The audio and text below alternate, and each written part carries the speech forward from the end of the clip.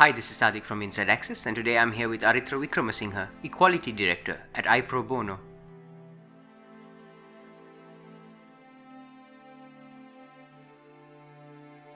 I think there's a need for a lot of improvement when we look at diversity and inclusion of the workforce in Sri Lanka. We are seeing lots of gaps here which need to be filled. There are lots of missing communities and invisible communities. You're seeing a huge gender gap. You're looking at LGBT professionals which are missing in action. You're looking at disabled people which are also invisible. So the language of diversity and inclusion and the importance of diversity and inclusion, especially from a human resource perspective, I think is very new to Sri Lanka.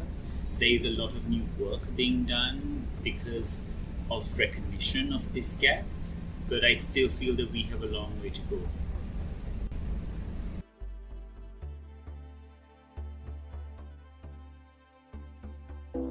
I think there are three major gaps when you look at diversity and inclusion of the workforce here in Sri Lanka. The first one I'm going to speak about is gender and female representation. You're looking at a female participation rate of the labour force in Sri Lanka being around 30%. This figure has actually dropped from around 37% 20 years ago. So companies need to ask, why are less women turning up for work and why are they leaving our offices? You're also seeing, if you look at our university graduates, about 60% of graduates are actually female. But when you look at senior management levels and board levels of companies, you're looking at less than 10% female representation. So how does 60% more qualified women turn out to be only less than 10% in a senior position? So there is I wouldn't say it's a glass ceiling. I would say it's a cliff. You have a bulk of women which will join the workforce. You see a lot of women at lower levels, but then as you go up higher, the mountain of your career, you get more and more women which will disappear. So that's a big question I think companies need to ask. There's a lot of talent they're losing out on. These are highly qualified and educated women that are coming out of universities, but they're not being given the recognition of the responsibilities which they deserve. The next is going to be the LGBTQ workforce and professionals. You're looking at a lot of research shows that at least 10% of the population falls into the category of lesbian, gay, bisexual, or transgender. But if any company to this day, even the most progressive companies in Sri Lanka, if they do a survey or just ask the employees who is lesbian, gay, bisexual, transgender, I'd be very surprised if we hit this 10%. So that means you're seeing an invisible minority here. There are communities of people who feel or who are too afraid to be themselves and to come out to the workforce. And that's a big challenge because you're seeing research which also shows that LGBT employees who are not out are about 30% less productive than those who are out or their heterosexual counterpart.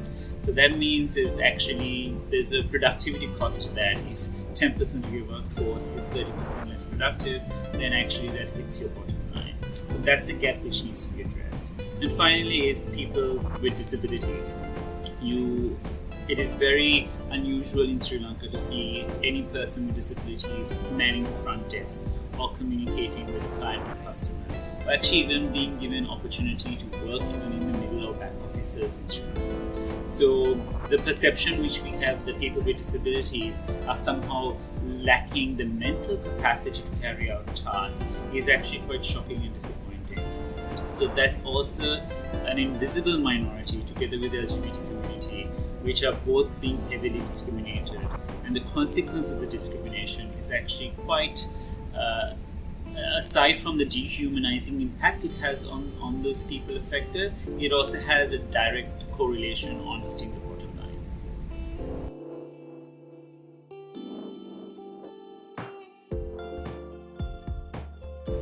Except for the biggest conglomerates in Sri Lanka, and not even all the conglomerates, just a handful of them, most businesses in Sri Lanka do not have an equal opportunity policy or a non-discrimination policy. I think this should be mandatory either through legislation or through local councils or some kind of business association to have a policy which is standard across the board, which prohibits any form of discrimination and which guarantees equal opportunity to all persons, irrespective of their gender, race, religion, sexual orientation, or their disability will ensure that there is a meritocratic culture which develops in Sri Lanka. People are rewarded for the work they put in and the efforts they put in, as opposed to any other factor which is irrelevant to the quality of their work. So having those policies in place, I think, will be fundamental and will give some sort of direction for companies to ensure that when decisions are being made, that companies are conscious of their obligations to not discriminate and to ensure that all employees have equal opportunity in the workplace.